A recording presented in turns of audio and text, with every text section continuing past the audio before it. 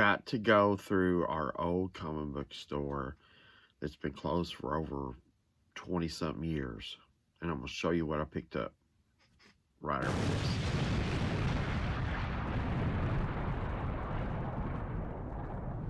All right, everyone. Like I said, got to go through. Uh, okay, so our local comic book store closed over 20. So I don't even know the exact. It's been over 20 years. Uh, it went through a couple of things, you know.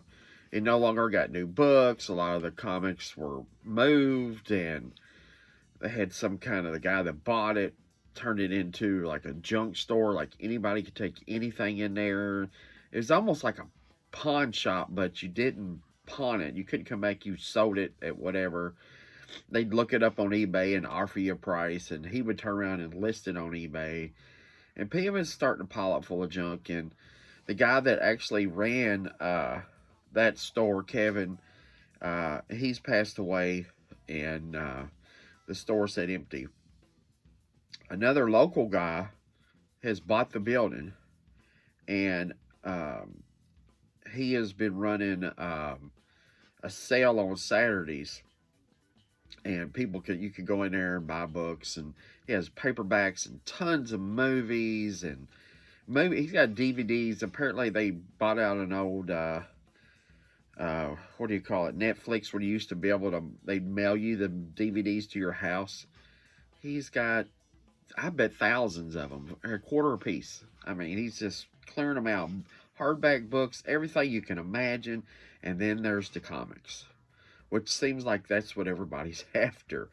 And I had this was the second Saturday he's did it. I went to the first one, picked up a couple little books, not much, and he's like, "Oh, I got much more in the warehouse." And but he's a busy man, and me and him tried to work it out to meet up, and we just couldn't do it between my work schedule, and he works a lot, and just couldn't do it. Went in there this Saturday. I walked in that building, and there's guys, the old crew that was in there. Man, it was pretty awesome. I ain't gonna lie, it kind of got me a little bit. I mean, um, it's been a long time since all of us were standing in that building. We used to hang out there. That shop meant a lot to us. We hung out there. We grew up there. A lot of us, in and out, and you get to know people, and then the store closes and everybody kind of disperses, and you just randomly see them. Some of them, I've been in contact with. KJ is one of them, and me and him have been doing trading and stuff for a while. And so I want to show you some of the books I did pick up. Now these books, if I'm not mistaken, if I heard right, they have been picked through. So there was, as far as I know, which I don't know what everybody else got. I just know what I got, but what I'm looking for was a little weird. So, I didn't have much trouble with, you know, finding stuff that I liked or was after. Um, and I know some other people found some pretty decent. I know there was a Wolverine 1 and the 9, wherever there was, with the Hulk and Wolverine on the cover. I can't remember the issue. I know a couple of those were found. That was awesome. I'm glad he found them. And but there was box. I bet I didn't even go through 40, 50 boxes. I mean, we're talking hundreds of boxes, long boxes full of comics. So I'm gonna show you a little bit. If I show you everything, we'll be here forever. And so I'm just gonna hit some of the highlights. Now, some of these books, a couple of these, uh, my friend KJ from Porch Puppy Comics, check him out on YouTube, had brought me some books that we're doing some trading on. I know, like this book here, this Lady Rawhide #1, Mike Mayhew cover, came from him. Um, and there's some other books I'm going to show that. Well, I'm just going to show these first. So there's that Lady Rawhide. I found this there. Here's another Lady Rawhide #1. Um, and here's a lady, Rawhide #2 battles Scarlet Fever. And you know these were just cover buys. Um, here is a Betty Page #2 with a, I picked this up because it has a Lenzer cover on it, which is, he does beautiful women covers, so I got that one. And I picked up this X-Men Special Edition right here. Dave Cockrum cover, plus a new story added. So this reprints Giant Size X-Men #1. And so I always like this book, and this one's in really, really nice shape. So Dave Cockrum did a new cover for it. It's got a new story in the back. And picked up this Daring Escapes #1. And that's because, can I get that in there? It has a McFarlane cover on it. And it's early Image stuff. Pick that up. And I was mainly after independent horror from the 80s and 90s, stuff that struck my eye, and just whatever else. Some of these highlights, you know, Immortal Dr. Fate, #1, Simonson cover, Keith Giffen, story and art inside. Keith Giffen did a phenomenal run on this Dr. Fate. I believe there were backup stories in Flash. And he did the cover on this, and so there's #1 and 2. Nice shaped books. Glad I picked up this Fury of Firestorm 6, and I picked that up because I know the first He-Man was DC Comic Presents, I don't know, 26, something like that. But this came out the same month, so it's got the He-Man preview in there. And I've been picking up these Star comics. Every time I find a Star comic in good shape, picked it up. Wally the Wizard #1, picked that up. Picked up this of Uncle Scrooge Adventures #33. This right here reprints the, if anybody knows anything about ducks, Carl Barks set the mark on ducks for Disney. His story and his arts was phenomenal. And this reprints his very first story and his very last story done on Uncle Scrooge. And I thought that was really nice shape. So wanted that for my PC. And just a random what is that? Uncle Scrooge Adventures 28. Just because it was a cool cover, and I like the ducks. And I actually found a underground comic in there. This is Ripoff Press Wonder Warthog and the Battle of the Titans. Right here. So Wonder Warthog was a underground comic. And I actually found 2 of these. So in really super nice shape. And there's no number. I don't know if it had an issue number. I was a one shot or whatever. But picked up this Crow, Image Comics Crow #1. With this gnarly cover. Contains some coarse language, is what the cover says. Kent Williams did the cover. It's all right there on the cover. Picked up a Top Dog from Star Comics #1. DC Sampler #3. Why did I pick this up? First preview of John Constantine before he appeared in the Swamp Thing comics. Right there. So I picked that up. Air Raiders #1. Star Comics. Super nice shape. There's the other Wonder Warthog, same issue. If you know, you know. Omaha the Cat Dancer from Kitchen Sink Comics.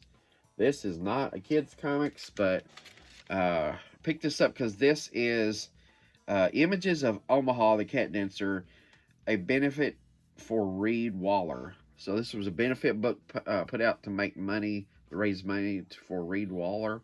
Don't ask me who that is because I don't know. I don't remember. But several different artists did pinups in this. And there is a Frank Miller pinup in here of the Cat Dancer done in Sin City style. So wanted that. Nice, beautiful cover of Lost in Space 1 by Innovative Press.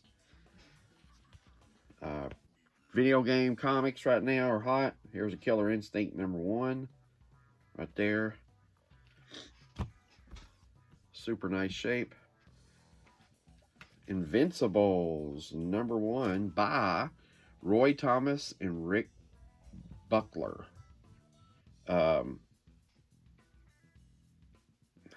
There was something in this book. There is a name of one of these characters that later on is a popular character. I can't remember. I don't have time to open it up. Anamorphic stuff. Renegade Rabbit #1. The Clint Eastwood looking dude behind the rabbit. Wildcats #1. Newsstand. Super nice shape. Grab that up. And a Wildcats #1 3D. And the glasses are still attached inside. Some of these books I'm going to skip over because I don't have that much time.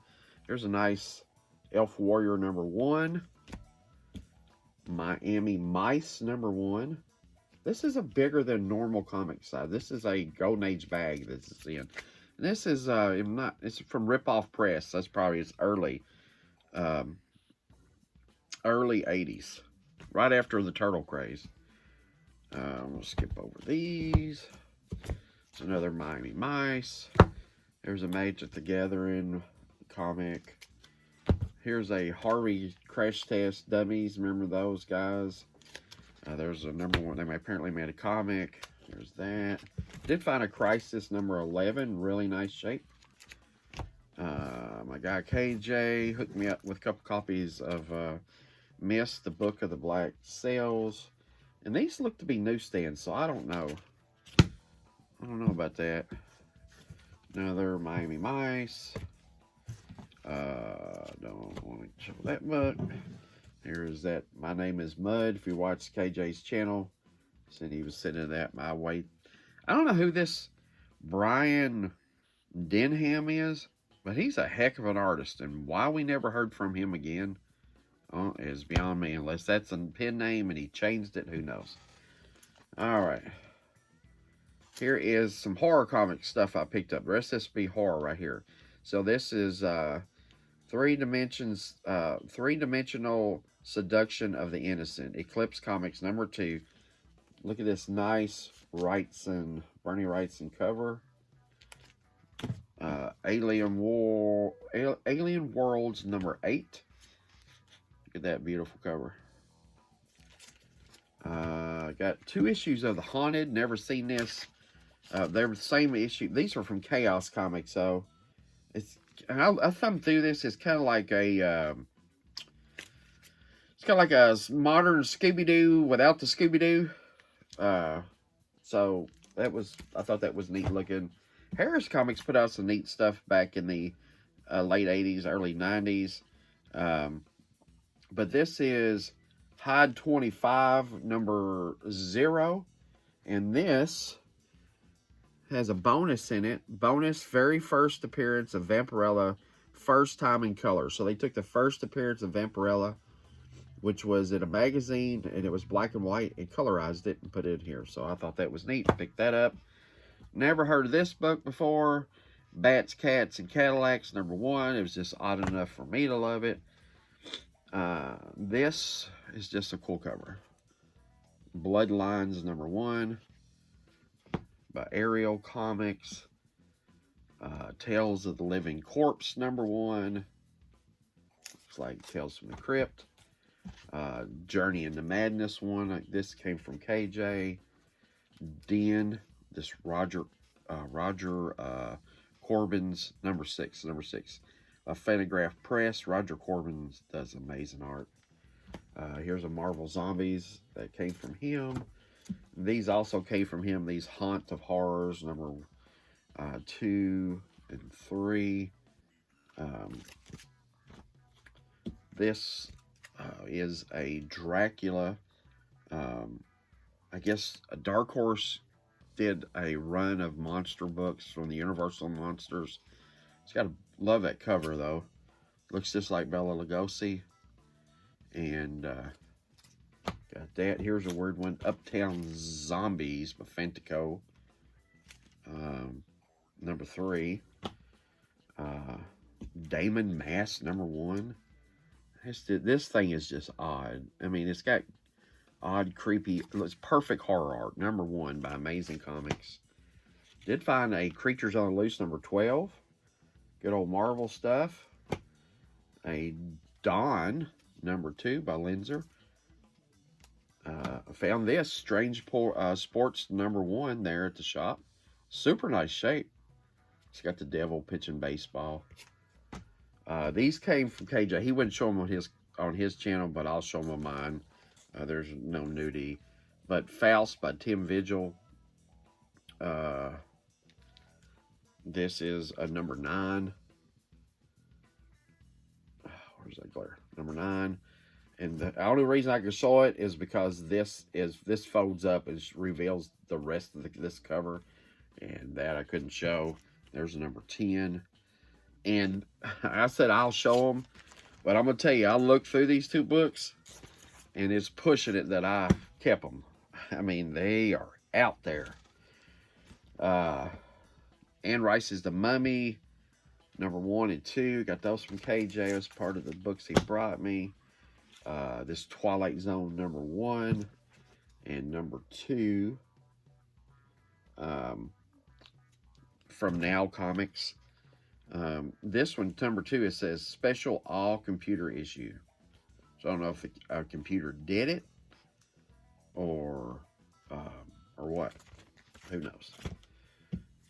Here's a book, North Star Publishing, The Hunting, number 1. And it's got a little, the lettering, I don't know if I can make it do it, but it's a little shiny. But it's something to do with werewolves, a bunch of monsters. Thought this was cool. Wish it had the CD. Heavy Metal Monsters, number 3. And apparently these books all came with CDs. So that you could play free Mad Marty compact disc inside. So it had some like a death metal music. You could listen to while I read the comic, I guess. I wish I had a CD with it. And the last 2 comics, Legends of Folklore, number 1. That is a terrible cover, and the inside art is awesome. This has to deal with Dracula, and this is Legends of Folklore, number 2. And this has to do with werewolves, which has a better cover than this. Why they chose this? And it looks like the yellow guy from Sin City is biting somebody on the neck. It doesn't look like Nosferatu. But that are those. So I did find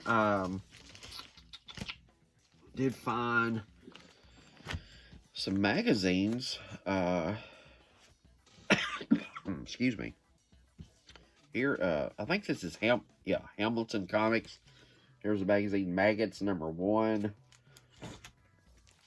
Maggots, number 2. These books are absolutely worthless. They are worth nothing. This one has a little value. Grave Tales, number 1. This is a Vampirella magazine, number 6. And look at that beautiful cover. That guy's name what is his name? Dan Barrington. Awesome art. He always does the macabre and stuff really cool. He has a certain way of doing eyes. But super nice shaped book. And then some guys had found these books. So here is Comic Scene Spectacular, The Return. What's that say? Batman Returns, Bad Pussycat, Michelle Pfeiffer, Catwoman. So this is when the second Batman movie came out with Michael Keaton. It's got a preview of that. It's got a X-Men swimsuit preview. Dawn of the Silver Age. I just love reading these old comic magazines. It's really good shape too. And here is a Starlog issue number 180 going through Batman Returns make. You know, Batman 89 is what we're calling it now, but the first Michael Keaton. If you were around during the time, that thing was such a phenomenon. I mean, it just grew like crazy, and everybody loved it, and it was an awesome movie. And when 2 was coming out, which, you know, a lot of people hate me, I like 2 better than I do 1. But it was such a big thing. So when they were making a second movie, it was a big deal. And check this out. Here is official collector's magazine Batman Returns, the complete movie story plus 150 photos and exciting comic art, behind the scene coverage, um, and the forward in the book was written by Harlan Ellison, which everybody hopefully knows he's a writer. But look at this book, and it has you could is this the 90s? Look at that. Can I get it to do it? You kind of can. There's a Batman hologram right in the middle of the book.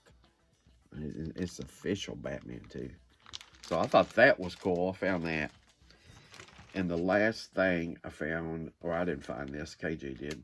This is a Comic Scenes number 27 with Michael Keaton Batman on it. And it has a big thing with Todd McFarlane and Spawn in there. A bunch of pictures and story previews. This one has Batman creator Bob Kane previews Batman Returns, Jim Starlin, Cadillacs and Dinosaurs, all kinds of good cool stuff in there. So this is fun to flip through. I thought that was an awesome cover.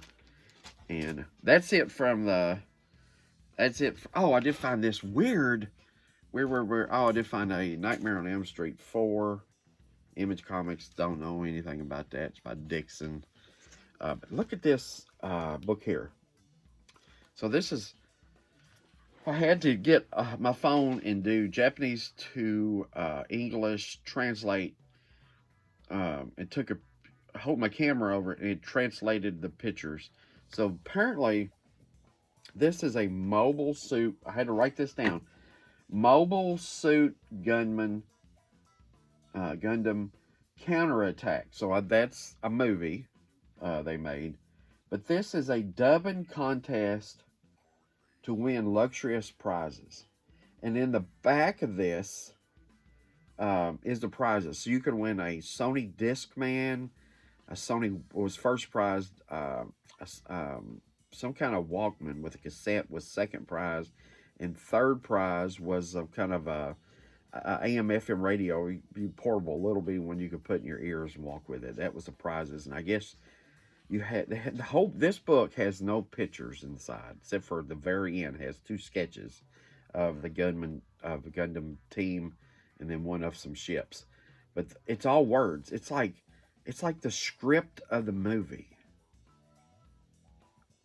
So I don't know if this was put out so people could translate this. It says dubbing contest, so I don't know if this was put out so someone could translate it into other languages, and the best person that won the contest dubbed it best. You're like reading the script. Would they use their voice in translating this original Japanese story into English or whatever other language they're putting it in?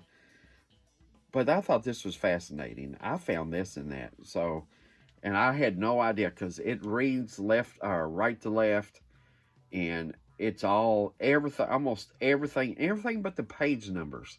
The page numbers are not. They're in regular numbers, like English numbers, I guess. I don't know. But I don't know. The Japanese, I thought they had their own symbols for different numbers. I don't know. I don't know Japanese, so wish I did. But I thought that was kind of cool. Found that. Don't know what that is. Don't know what it's worth. I have no idea. Oh yeah, and last couple of things. My guy KJ hooked me up with this new Teen Titans Annual #1. Now my set of George Perez, Marv Wolfman, Teen Titans is complete with that annual right there. And last thing I want to show off real quick is a mail call that I got. When I was at the Southern Indiana Comic Show, I had talked about this. I don't know if I haven't put that video out yet. I recorded some stuff. But anyway, Berg Comics. Had some underground comics, and I went through them, and I'd seen this book, and I wanted it. I thought about it. I'm like, oh man. And I went back to my booth, and we got busy with selling a bunch of stuff, and it just got away from me, and it was too late. You know, I was like tired and ready to go home, and then I got to thinking about it. Man, I should pick this book up. So I messaged the guy, and he was nice enough to sell it to me and mail it to me. So there is Death Rattle #1 from Kitchen Sink Comics, and this is a early 70s underground comics. And I've been wanting to add. I have a couple of other Death Rattles from that era that I had picked up from him, but glad to add this to the PC for my underground horror collection. And yes, it is in a protective thing because I don't want to get it tore up. And that's it. That is it. I'm done. I mean, this video is going to drag on about 30 minutes. Sorry about that. But hope you enjoyed it. I had a great time. Loved seeing all the guys, meeting up with all the guys there. Had a great time. Wish we had a comic book store again, and we could just hang out whenever and talk comics and, you know, and get away from life. That's like a getaway point where you can just forget about everything else for a few minutes and talk to each other about comics and crap, and then get back to life. And that's it. So remember, collect what you like.